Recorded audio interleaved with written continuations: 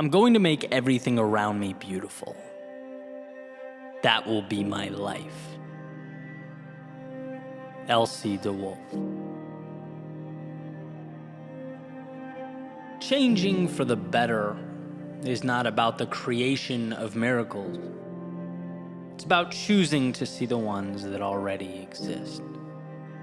Life is hard, but coincidentally, hard things tend to be the gatekeepers to the important ones. We are let in when we bring ourselves finally to shake hands with and embrace the very things we once saw as the problem. Or as Ryan Holiday has famously put it, the obstacle tends to be the way. How funny, how counterintuitive, how upside down life can seem. But I think that's it. Sometimes it's not even that we're looking at the wrong things. It's that we're looking at the right things the wrong way. Avoiding the call to step further into the world and deeper into ourselves. Terrified of scraping our knees on the climb, we burden ourselves with the much more painful choice of staying at the bottom of the mountain and looking up. But the scars we've collected and will continue to collect on the way up, they do not make you less than. No, they are what make you beautiful. You see yourself and those scars as imperfect. I see someone who has lived, who has taken risks, fallen, and bounced back. I see character and wisdom and elegance and boldness.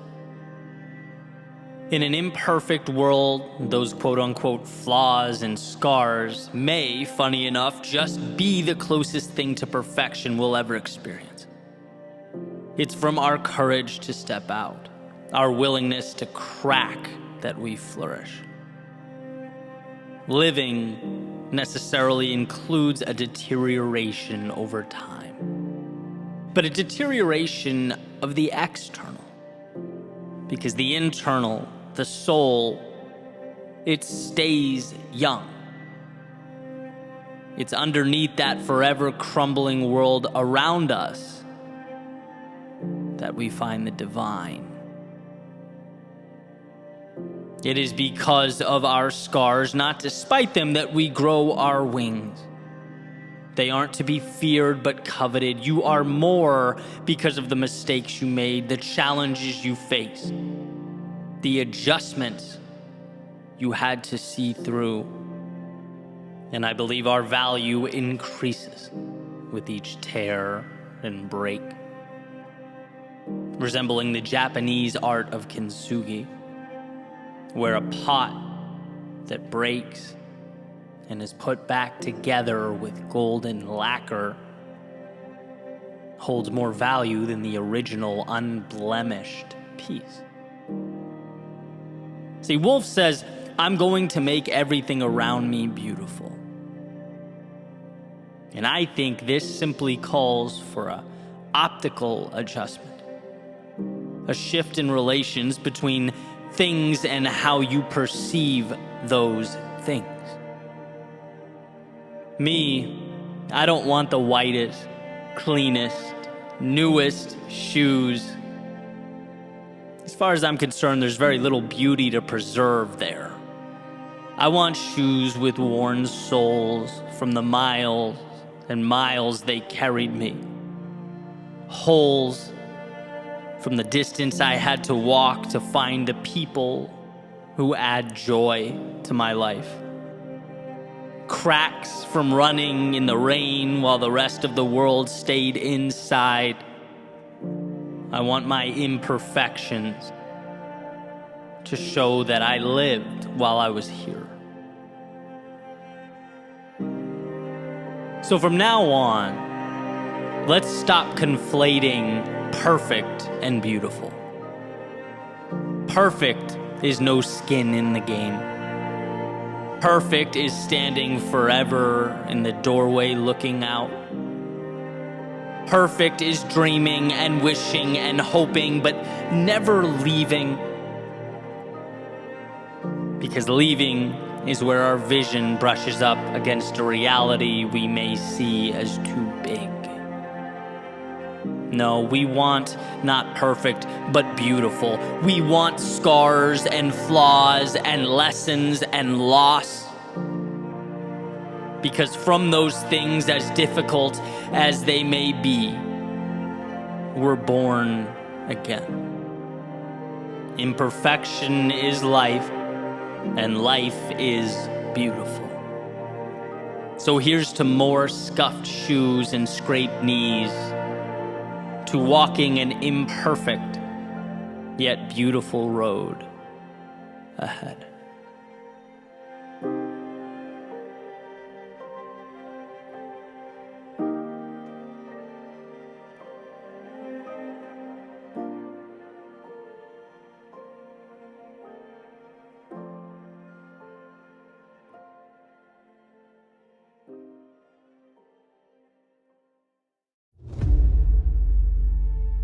Do you ever wonder how much of you has materialized? Like if what F. Scott Fitzgerald says is true and our lives are defined by opportunity, even the ones we miss, then how much remains in the ether? And I don't think it's about playing a game of what if. That would be endless. It would be self-defeating. No one's perfect. I don't even really think it's about making a right turn instead of a left. Because as long as you're moving, and moving with conviction, life ultimately brings you where you need to be. But more, my concern is the steps never brought to pavement. My ideas unhatched, my opportunities I either knowingly or unknowingly left on the shelf. Because it didn't seem real enough. Like a Broadway play between my ears that as a spectator I knew would end. After all, that's what stories do. How much of ourselves have we cast aside as simply the things we don't say out loud? At first, it's infinite. We've yet to be taught to limit because limits aren't things, they're ideas, and ideas must be adopted. That's why they say some of life's best things were done by people too ignorant to know they were impossible, too naive of the notion that they couldn't say them out loud. Then it's comparison. They have what I want, but it was meant for them and not me. How delusional to think I could have it. How crazy to think that life has yet to be written, and I am an author. My date is with normalcy in the box where I keep those things we don't say out loud, and then we look around and we see highlight reels, we see awards and vacations and smiles, but we don't stop to think maybe they're just like me. Maybe they're people who struggle and question themselves and doubt the road ahead. No, it must be the paths diverged. They took happiness and I took those things we don't say out loud. And then there's everyday life when things don't go as planned, when the world presents curveballs and you haven't learned to hit off speed, so you feel small and you feel inadequate and ill-equipped and you could reach out, but that's not cool, that's not right. That's something that you don't say out loud, but we keep it in, like all in, and eventually it becomes the if-onlys and I wish I hads. It's the quiet envy gazing longingly towards those who just cared less, who realize maybe life's not as serious as we make it out to be, who turn thoughts to things not by burying but by embodying them, and maybe that's the trick. To unlock the gate, keeping your perceived reality from the possibility of a new one, the one you could create if only you promoted your fleeting thoughts to forward progress. See, dreams can fail to come to fruition in two places, in your head and outside of it. But at least outside it has a chance. At least outside you can take the common, normal, everyday background and make it the backdrop to your movie, where you play a lead role. But it must be accepted and acknowledged, not thought of or even whispered, but screamed, so that the details and the trivialities that exist now work for you. That's right, they are now yours. Not because you thought about it, but because you reached out a hand and you took. You asked the world for something. And in life, it will always be true that you don't get what you do not ask for.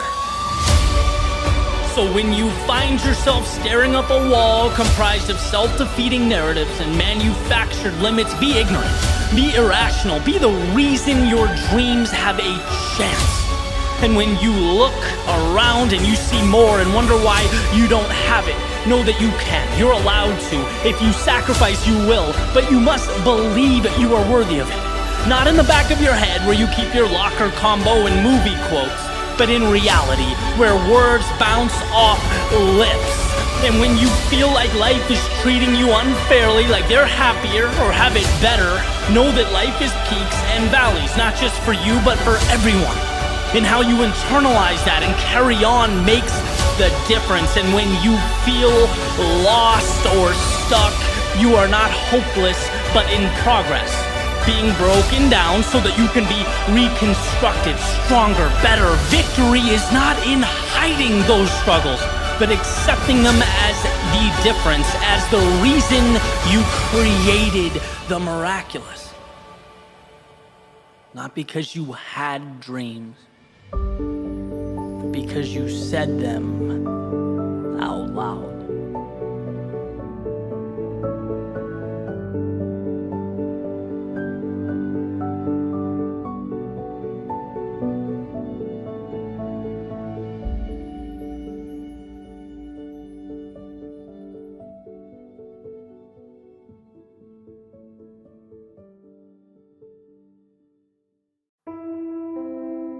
I was never a runner until one day in grade school, I got running shoes and decided that I was. I never ran a successful business until I saw myself as an accomplished business owner. See, something I've realized through the years is that we are nothing more than the role we are playing. And every day we are auditioning for a part. I'll never forget years back listening to some actors doing a Q&A session. And a film student asked one of them for some strategies and approaches to getting into character. And one of the actors who volunteers to answer, he looks down at his feet, looks back up and says, "It all starts with the shoes that we wear." Because from the ground up, they define how we carry ourselves, how we feel. They allow us to embody a specific character and sort of move forward, taking on that persona. What he had just done was spell out the relationship between identity, the story that we've convinced ourselves we should live by, and the actions that we take. Our lives are defined by the metaphorical shoes we wear. You can only be what you believe you are, and you will never believe it until you own it, live it. Even though you haven't identified as something in the past, today is different. The script is new. Just like an actor is not confined to his previous role, why would you be confined to yesterday? That abstract idea we use to bundle up recent events and make them tangible, just so that they can act like an anchor. Oh, yesterday I couldn't complete my workout, so I'm not a runner. Yesterday I was shy at the conference, so I'm an introvert. Yesterday I failed my math test. I don't do math. Look, my question is that right? Is it you? Or are those simply the shoes that you've chosen to wear? The role you are playing, because it never fails. If that's how you think of yourself, that is positively the result you're going to get. Wanting something better, positive change, greatness, it requires more than wishful thinking. It requires a deliberate shift in mindset, a change in character, becoming something new. Maybe you're a millionaire. Maybe you're a millionaire with no money right now. Maybe you're a millionaire with a hell of a lot to learn. But if you don't believe you are, right now, at this very moment, you will never be one. People always live up to the image that they have created of themselves. Period. How you think of yourself is what you'll get. We are actors. The majority of us playing the same role, the one we played yesterday and the day before and the day before. But if you could just convince yourself to be something new, to wear the shoes, to sing the song and dance the dance, you'll evolve.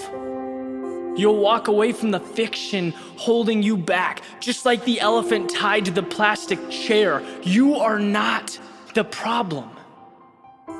It's the shoes on your feet and the way that you think about them. And I suspect that it's time for a new role.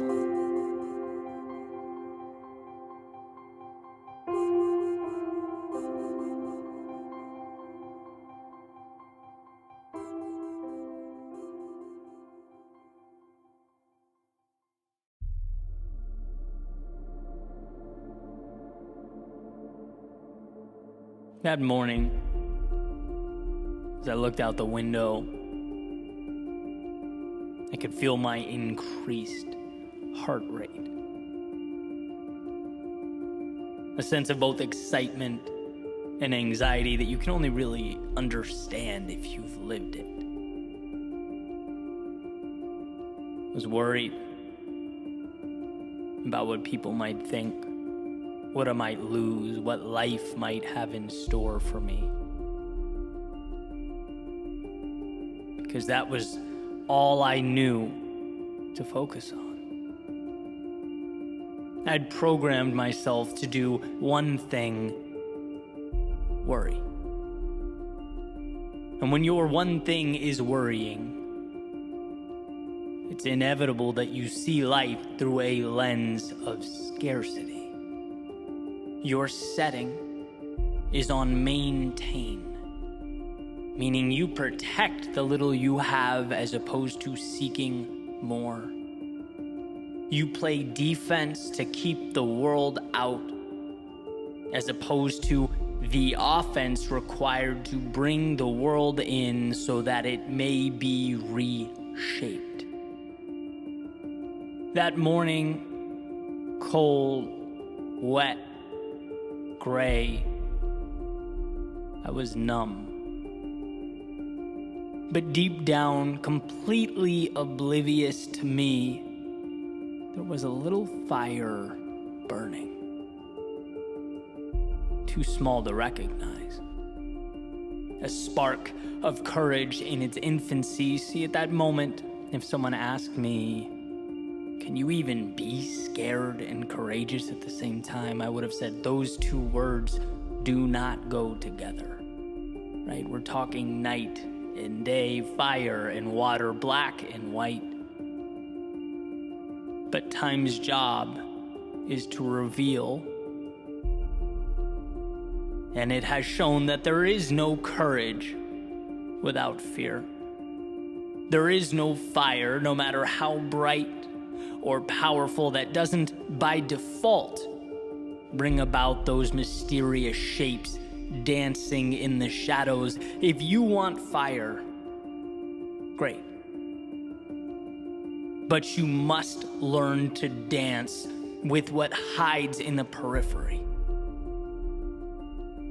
You must learn to go where your impulse begs you not to. And so that morning, I went to dance with my demons. What if the one thing holding you back in your life was you? And look, I know the world is a complex, multivariable, unfair, sometimes even cryptic place. I've never said anything to the contrary. But what humans do so well sometimes for good and sometimes to our detriment, is see life through stories, ideas. Whether you know it or not, you are playing by a set of rules. Right now, as you take this in, you have defined a set of parameters and deemed them acceptable. Decided they are what you deserve. You've allowed for yourself a certain level of growth, a certain amount of happiness, a certain amount of time to do what you love, a certain expectation around the role of work in your life, a certain window of income you've identified as reasonable. Overall, a certain feeling you get when you look in the mirror. And my objective is not to tell you that any of the above is good or bad. It's to remind you that they are all stories. Our current state is not etched in stone. It's clumsily drawn on a dry erase board. Clumsily, because how could we know everything, right? We learn along the way. In a dry erase board, because there's never a moment in time in which you cannot begin again. Think about that. Never. Good, bad, or in between, there is never a situation from which you can't emerge as something different, from which you can't choose to take a different path, change the narrative around you, your relationships, your job, your goals. But like the elephant tied to the chair with a rope, one must learn that it is not the chair holding them back, but their perception, their understanding of a supposed role in life. So as I drove away that morning, I wasn't leaving a physical place, but a mental constraint. Turning my back on a manufactured idea about who I was and what life would allow. Not in a snap, no, not all at once, but an adventure that would begin pulling back the curtains one by one on all that I'd walked right by. See, the first step to getting more is understanding you've been accepting less. That is where new roads present themselves, and it is that new road that I want for you. That understanding that so much will be given to those with the courage to ask. So as you stand now, examine what you've been asking of life. My hunch is that perhaps it's not enough. Perhaps there's more. Perhaps a new chapter is waiting to begin, and right now is when that first page gets turned. Joseph Campbell says that the cave you fear holds the treasure you seek.